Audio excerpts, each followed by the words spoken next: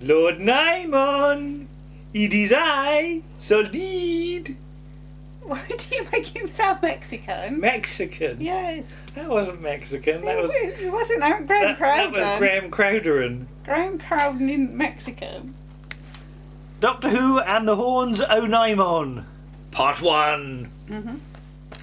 Right. Shall we do the genome first? Yes. BBC Genome for Saturday, the 22nd of December, 1979. Okay. BBC One, 9:30, multicoloured swap shop. Presented by Noel Edmonds with Keith Chegwin, John Craven and Maggie Philbin. Give them and their guests a ring any time after 9:30 on brackets number removed. Number removed. It's actually been removed from Genome. 018118055. Yeah, it's ingrained on the brain of anybody that's ever watched Swap Shop or any other BBC children's programme. Yeah. Award-winning Debbie Harry from America's supergroup Blondie is calling in for a chat and a swap. Give her a ring with your questions. I think we probably have a few viewers who'd like to give Debbie Harry their ring. But Weather with Jim Bacon. Okay. Grandstand. Clogging up the schedules as usual. A Bugs Bunny schedule. Bugs Bunny in King Arthur's Court. Right. Beauty and the Beast, the feature film with George C. Scott. Okay. Today's sport. Well, we've already had that. Great News sport. with Angela Rippon as a weatherman. No, she's not. She's not the weatherman. No. That would be weird. Tom and Jerry, Fine Feathered Friends. Basil's Christmas in the Country. Basil Brush, Billy Boyle, Sasha Distel, and Percy Edwards. Okay, that's different. Script by Colin Bostock Smith. Doctor Who and the Horns o' Nimon, Part 1. With the TARDIS demobilised, the Doctor and Romana get pulled into a whirlpool in space. Okay. There is already another ship there, a ship with a bizarre cargo. Well, they're not that bizarre. Sound effects LP and single theme, and a Genesis of the Daleks from record shops. Okay. So yeah, you could buy lots of records. Christmas Snowtime Special from Switzerland, introduced by Dame Edna Everidge, a member of the Barry Humphries group. Okay. With ABBA, Boney M, Leo Sayer, Bonnie Tyler, all sorts. Butterflies by Carla Lane. Okay. Paul Daniels Magic Show. Dallas. News again, Match of the Day, and Parkinson. Okay. That's BBC One. Yes. BBC Two. I got excited over BBC Two. You did get excited over BBC Two, yeah. Or mildly. Mildly Because to be honest, looking at that schedule, it's not brilliant. No, it's just only really Basil Brush and Doctor Who, isn't it? BBC Two, Christmas Matinee, Cleopatra Part 1. Yeah. Because don't forget, we're not far away from Christmas here. No, Not 3 days. Not at all. So yeah. Play Away, the Play Away Carol Concert. Christmas is Coming from the Guildhall, Leicester. I suppose it's coming from everywhere, but... Oh, yes. Horizon takes a final look over its shoulder at the last 10 years. Yeah, because we're not far away from 1980. 1980, That's the thing. That's the scary thing. Something Else from Glasgow. Yeah. With music from the Skids and the Revillos. Okay. Sorry, when I just see the Skids written down, I think they might have had an accident or something. A Diary of Britain, The Beatles at Christmas, Help, with Leo Meekern. They've spelled Meekern? Leo Mekei, like he's the Mekon. Okay. Rose, what are you doing? Eleanor Braun, Victor Spinetti, Roy Kinnear. Come on, Papa. Sorry, Rose wants to get down. News and Sport, Four Clowns. It's right, they can't see Rose. I know, but she's Laurel and Hardy, getting cross. Charlie Chase and Buster Keaton. This is the thing I got excited over. Hinge and Bracket. Yay! A gala evening for Christmas 1979 from the Royal Hall at Harrogate with Dr. Evadne Hinge, Dame Hilda Brackett, and the Stackton Trestle Choir and Ensemble. Introduced by Corbett Woodall, who you'd see on the goodies a lot. Yeah. We've got that. We have, somewhere. And in brilliant BBC Genome style, contributors: unknown Dame Hilda Brackett, unknown Stackton Trestle. They think that's a person. BBC Genome, Stackton Trestle is not a person. It's a place. Yes. Kelly at Christmas anchors away, Gene Kelly, Mm-hmm. and that's it. But yeah. But, let's put that away. Mm-hmm. Horns of Nimon. I like the Horns of Nimon. I know you do, yes. It's very different to anything Hinchcliffe-y. Yeah. But Doctor Who shouldn't be one style in my view. You have to consider it as a pantomime, really. You don't have to. It's nearly Christmas. Well, I don't know. I think that's doing it actually sort of a disservice. Yes, I know you said there are some nasty bits to come Yeah. in this, but...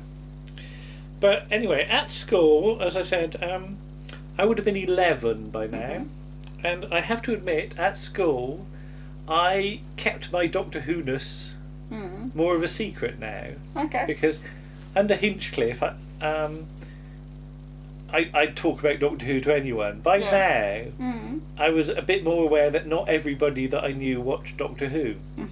Because I know I went to somebody's birthday party and missed episode 3 of Destiny of the Daleks. Alright, okay. And by then I wouldn't have said, could we watch Doctor Who? I wouldn't have been brave enough. Whereas I remember watching, I think, part 4 of The Hand of Fear at somebody's birthday party. Okay. But by now I was more in the closet with my Doctor Who-ness. Okay. Which is silly, I know. Yes. The design for the spaceship is interesting. Because it's got a sort of flat bit with nacelles sticking off of it, hasn't it? Have you noticed that? Yeah. And it's almost like somebody's taken a model of the Starship Enterprise and turned it upside down. I've got a model Enterprise knocking around somewhere. I might try and get it out later on, but do you know what I mean? That you've got sort of see what the you engine mean. bits, and there is a because there is this thing that under Douglas Adams, how much of Doctor Who's sort of storylining is a spoof of sort of Star Trek and things like that. Because like Creature from the Pit, people say is sometimes a spoof of Devil in the Dark. Okay. You've probably not I've seen seen Devil that in one, the no. Dark, but because although Douglas is not necessarily trained as a scientist, he's got a very good feel for science as a concept. I think it's true to say that people say that sort of Chris Bidmead came in and put real science back into Doctor Who. Again, that's underestimating sort of Douglas Adams. Yeah, he just and did it with humour. There are some strong sci-fi concepts in this story, so we'll get on to that. And some ancient Greek ones. Indeed, as well. Yeah. But I do like the idea that Douglas is flailing around trying to get new writers for Doctor Who. Protest John Lloyd, no. Richard Stilgoe. Can you imagine Richard Stilgoe writing? Would they have sang, you think? A musical episode of Doctor Who, and fancy anybody considering doing a musical episode of Doctor Who, because of course that would never work, would it? Doctor Who and the Pirates. Isn't that good? Yes, it is. Yes. But that's not a television adaptation, obviously. It's an audio one. But And yes, it does. It's only just struck me today that we've been doing these Doctor Who review videos, and this is our first story where we visit an alien planet. It is, yes. Which is weird, isn't it? It's taken us a while, We've done the War Machines, we've done Enemy of the World, Spearheads of Space, Claws of Axos, and Seeds of Doom, and this is our first visit to an alien planet. Now, question 1, is this an Earth colony? I don't think it is. No, not necessarily. So, Douglas Adams and Anthony Reid, and indeed Kenny McBain as director, are faced with the problem of creating a whole world. And this is both a challenge and a problem. Yes. Because I know Douglas Adams used to say that every 4 weeks you'd have to invent an entire universe. Because it's this thing about you visit an alien world, and they've got to have an economy, they've got to have a style of design, and it's this whole stuff you've got to invent, and it's got to be consistent. And it's a great problem sometimes, and I think mostly they get away with it in this story, but there are a few little minor points that I've noticed on this story that they've had to employ a bit of shorthand. So we'll see when we get to it. But it's interesting, the combination of Anthony Reid and Douglas Adams, because Douglas Adams is very much the new upcoming boy, isn't he? Is, yeah. And Anthony Reid's the old hand, Yes. isn't he? Yeah. So in some ways, it's a reversal of like Robert Holmes getting like sort of Chris Boucher in or something like that. Yeah.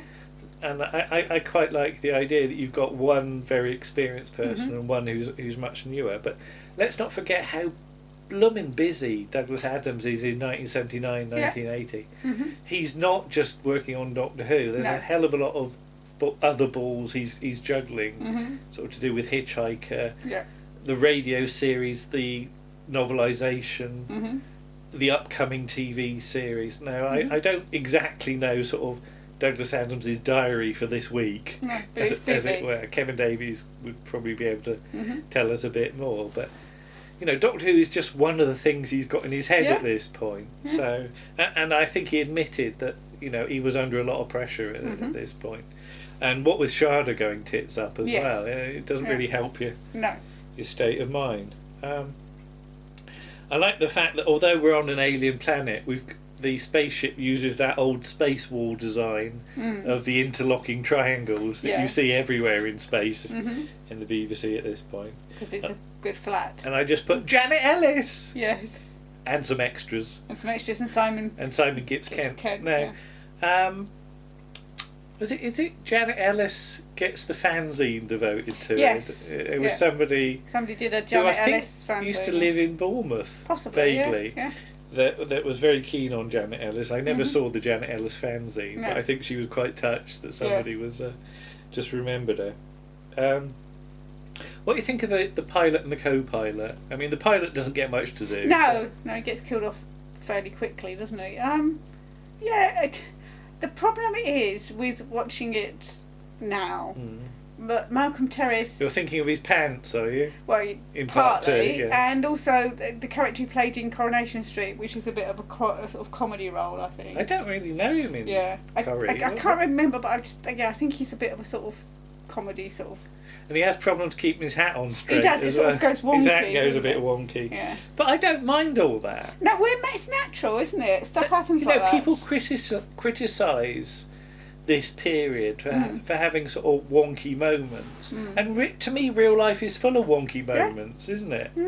It's this thing that people sort of are after perfection in their sort of fiction, and to me, that's not. No, that's not the way. That's not.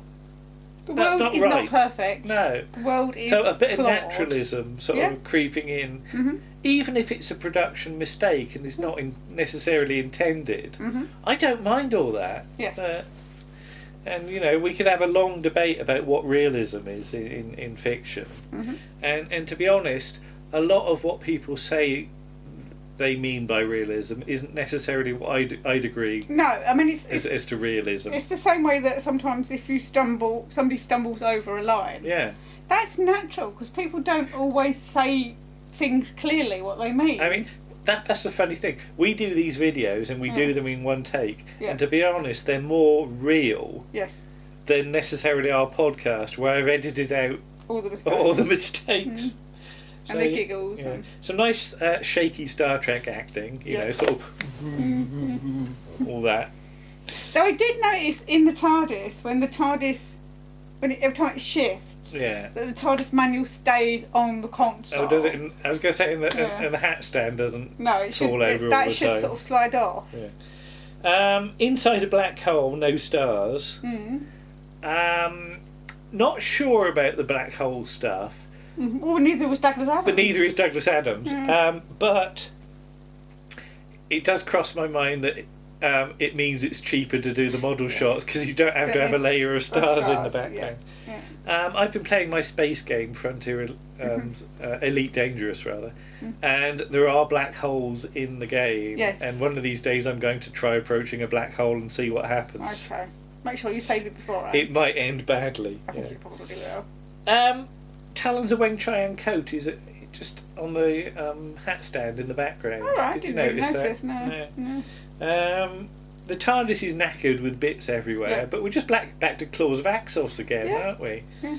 You know, people say about treating the TARDIS with not enough respect, but the Pertwee era was sort of equally guilty of that. Mm-hmm. So, okay, David Braley. Yeah. We'll briefly mention him. Yeah.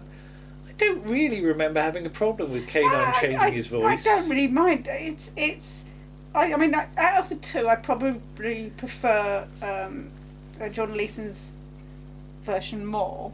Yeah. But it's not that But different. on your computer, when you sort of get it reading out text, you can just select any voice. So maybe the Doctor's just selected this variation of the voice this year, So sort of that text-to-speak stuff that you can get websites to do. You can choose all manner of voices. So the idea that K9 has one voice, maybe at the time people couldn't foresee a time when you could select what your computer sounded like today. So not a problem.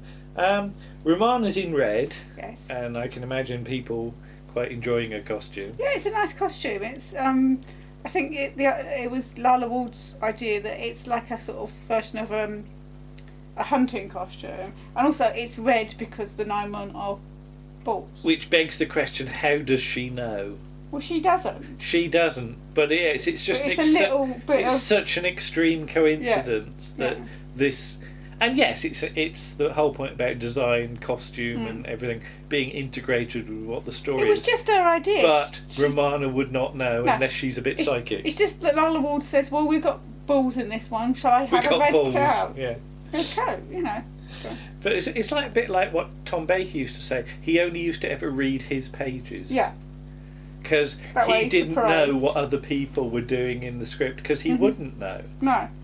So it's interesting that I can see arguments for and against both points of view. The TARDIS roundels are filthy in the background. Well, Did they're you back notice? to front, some of them. Yeah, they really say filthy. Filthy. Say it again. No. Filthy. Carry on. More blackness with no stars. I just read cheaper. K9's head getting screwed round by the explosion. It doesn't quite work. No. Because you'd need a force from the side. With that explosion where he is, he'd just get propelled backwards. And the whole Kiss of Life thing, I can see fans getting very cross over that. And K9's got the noisiest neck in the world when it gets. I put the smoke alarm's going to be going off in a minute in the studio though, because there's smoke everywhere in the I don't know how much of Romana going like that is Romana, or how much it's Lala Ward trying to keep on acting. But the back in the spaceship control room, all the lighting's off apart from the bits which aren't. Yes. You notice there's some very high lighting to still illuminate, so only some of the fuses have gone. But actually on Skonos, and you get all the noisy walkways. Yes, that must be annoying after all. But the spaceship's got noisy walkways as well. So it's a design thing. Yeah, it does work as a whole, but it's still a little bit annoying. And the walkway appears to be outside, doesn't it? Because you've got some sky in the background. Yes. And I can never work out where this bit is in relation to the model shot that you see later of the complex with the horns on it. I mean, if it was raining, although it was blowing a gale, you wouldn't want to be hanging about on the walkway, would you? Your hat would blow off, or something would blow off. And then I just put Crowden. Yay! Love Graham Crowden. Yes. Never knowingly underacted. Good. I'll come to him in a minute. I just put Sorax come as an accordion with his girt sleeves. Well, he's meant to be like a Greek soldier, so that's like armour, I guess. But I'm half tempted. Wasn't it Lurch in the Addams Family had trousers that were made out of an accordion? And every time he moved, it made a noise. Yeah. I could imagine somebody Dick Mills wanting to dub accordion noises over Sorak every time he moved his arm. But that would be silly. It would be silly. Doctor Who shouldn't have silly noises in sound effects, should it? No. Ooh. But yeah, Crowden as Doctor Who number 4. We've got a fake thing for it up the stairs, haven't we? That Colin Brockhurst did. Yeah.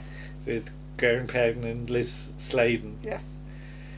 How would you imagine it would have gone? Because didn't he only want to do it for a year in case he got a decent part at the National or something? Yeah, and they're like...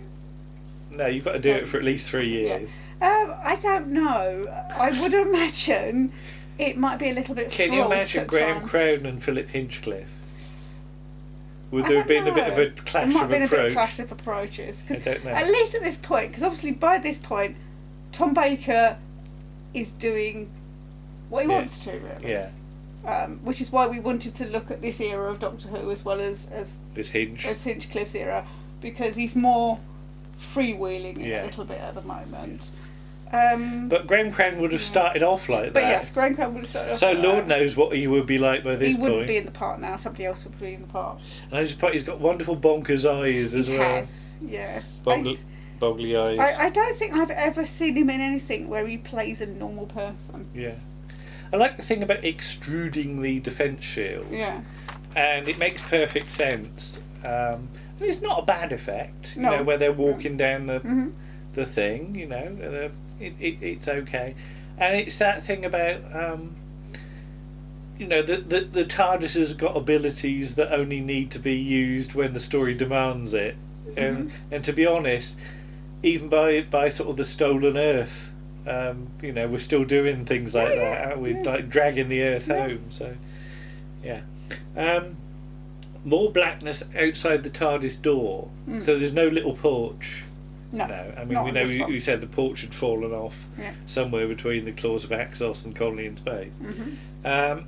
But the whole thing about you walk outside and there's just blackness. I wonder if... No, I suppose you couldn't really do an effect of the shimmery extruded thing just outside the door. Not really, no. Too awkward to do for what is like a 5-second shot. Yeah. But high metrusite, which doesn't look that crystalline, it does look a bit plasticky, it said. But I like the whole radiation thing. And I remember being at school and being slightly worried about radiation.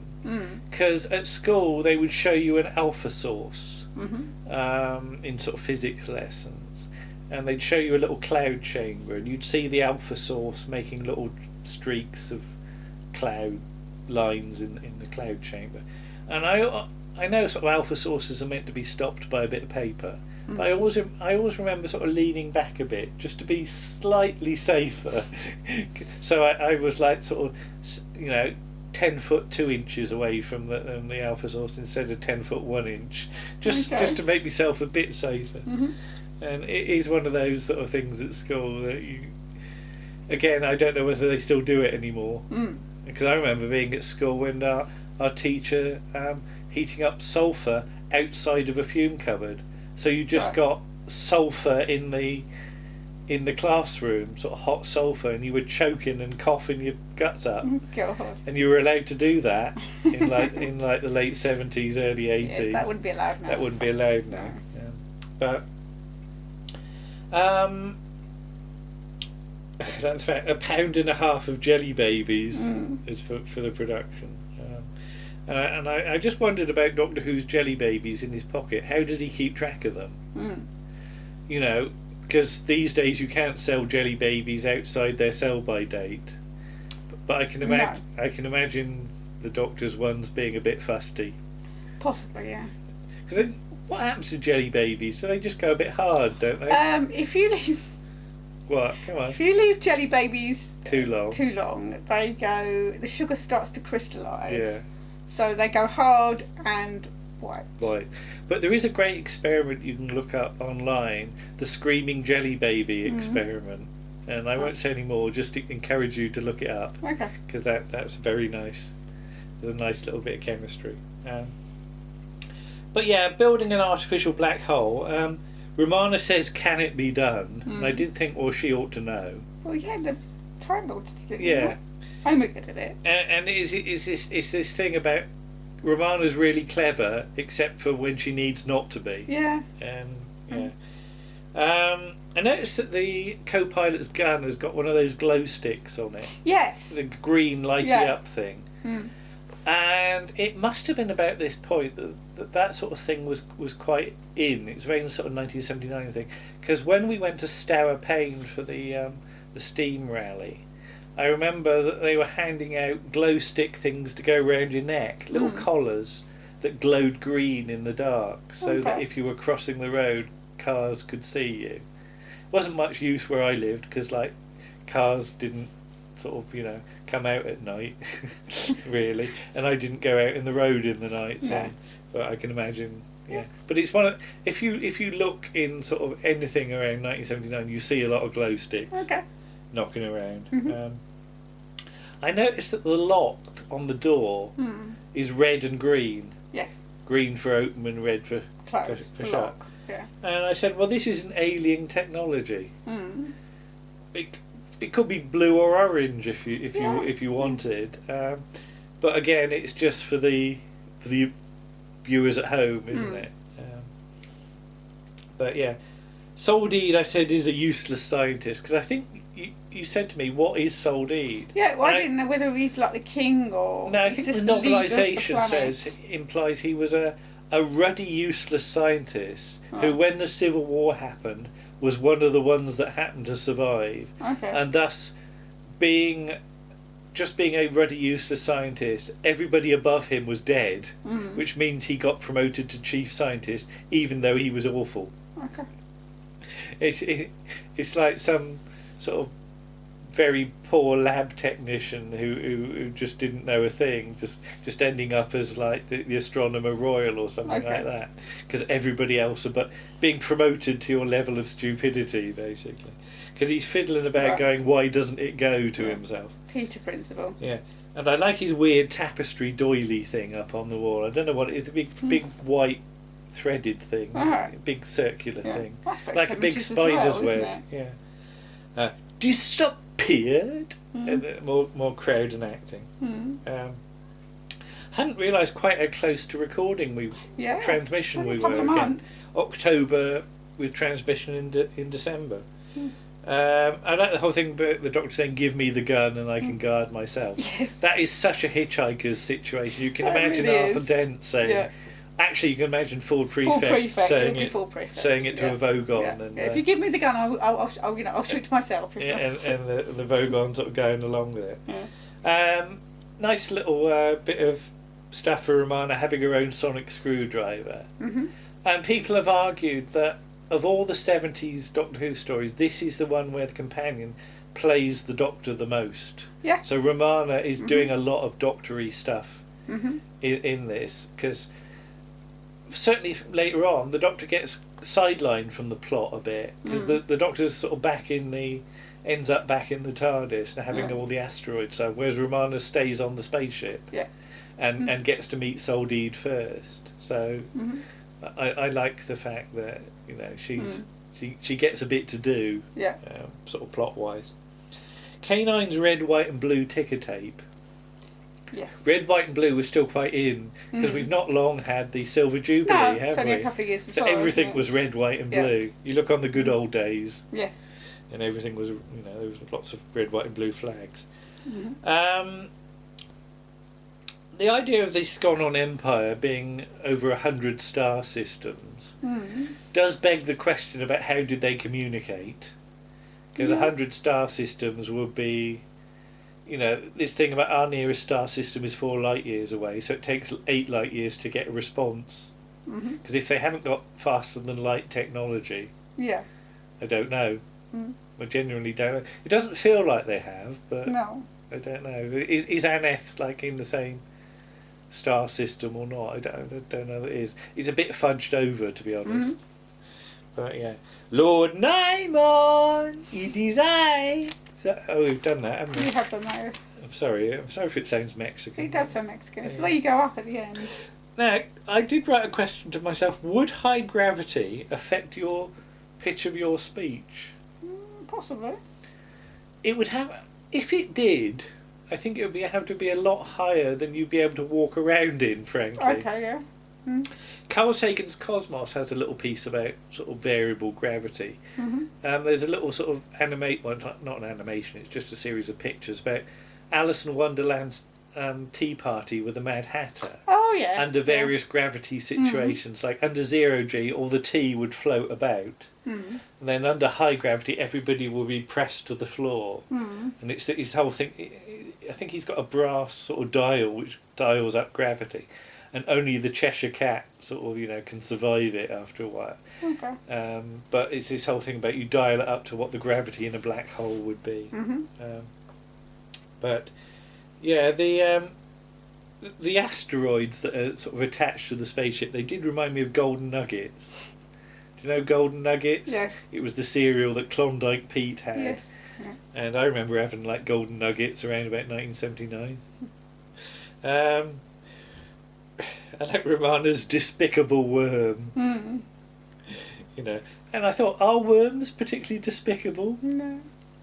Worms are all right, aren't they? Yeah, I don't mind worms. I can imagine a despicable worm, having a sort of monocle and a top hat.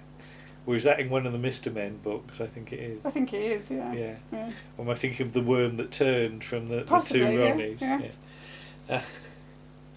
But yeah, the Nimon's control desk, I don't know if you picked up on it, but it's used by Graham in the Goodies You Friend or UFO. Oh, right, okay. Is that before it's the or one after with this is in You Friend or UFO is after this, oh, okay. I think, but I'd need to check recording dates. Mm-hmm. But yeah, it's one of those things about the Goodies and Doctor Who sharing bits of set. Mm-hmm. And the cliffhanger with the asteroid. Yeah. It's okay. I think possibly it's held on Tom for slightly too long. As he sort of got to roll his eyes a bit. Does remind me a bit of like the end sort of caption halfway through Who Done It, when they don't cut away. Yeah. And the person's having to carry on acting. But it's not a bad effect. And of course, I should say Kenny McBain, Inspector Morse, isn't he? Yes, he's involved with the creation, I think. Yeah, in the early days of it.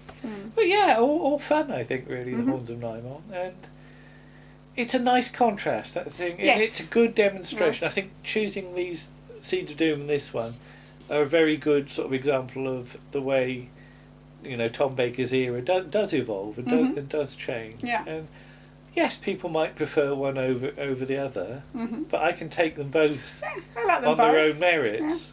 And as you say, anything with Graham Crowden in automatically sort of scores a few points. And this story, I don't know if we're going to mention what we're going to do as the offshoot episode, but it gives us a great offshoot. It gives us a great related show. Yeah. Alright, so we'll see you again for part 2. Okay. Bye-bye. Bye.